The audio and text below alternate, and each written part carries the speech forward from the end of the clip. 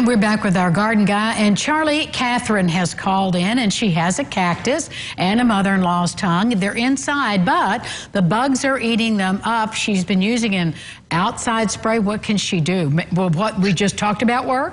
Yes.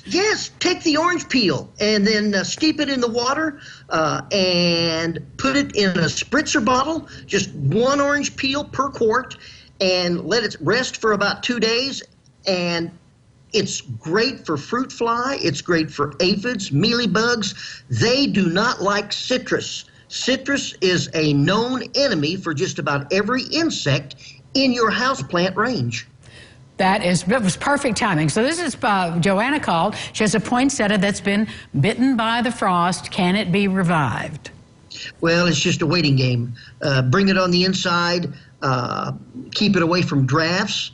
Put it in an area where she can read, and you would know that there's enough light if you can read a newspaper at that point, and just see what happens.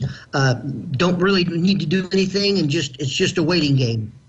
Well, are poinsettias temperamental anyway? No, they're really not, as long as you follow a few rules.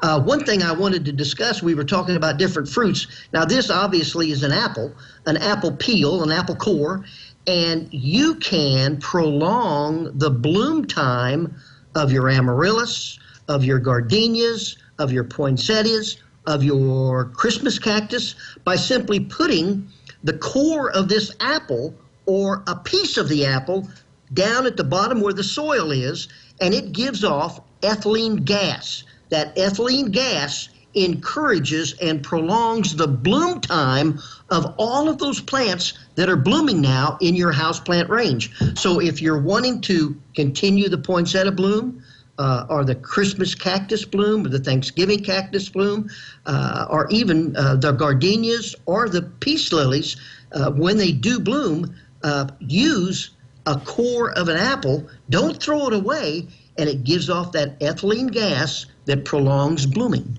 Now, Charlie, you're not suggesting planting it down in there. Is it just resting on top of the soil? Just put it on the bottom of the soil, and it will exude the ethylene gas up into the flower itself. Well, those are some pretty nifty tips all the way around. Yeah. Well, we all get a poinsettia every year, and we think we're going to keep it alive and whatever. What we generally don't. Help us keep our poinsettias alive. Yeah, and that's the reality of it. But the thing of it is, here's some do's and don'ts for houseplants in general. You really don't want to repot until the springtime happens.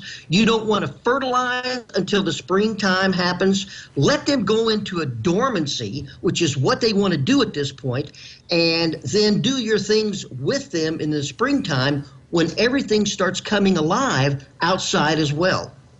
Sounds good. Charlie, you're just a fount of wisdom. We have one more question for you from Joe. Do you need to water grass in the winter just like you do in the summer? Yeah. What's that? Do you need to water grass in the winter like you do in the summer? No. There's enough moisture generally in the ground that you don't need to water through the wintertime. Probably the last time you need to water is Thanksgiving, and that's past, so you can let it go at this point. The snow will take care of it, or just the rains. There's no evaporation. Merry Christmas, Charlie Stalker. Merry Christmas, Angie. Good to see you. We'll be back with more Lifestyles right after this.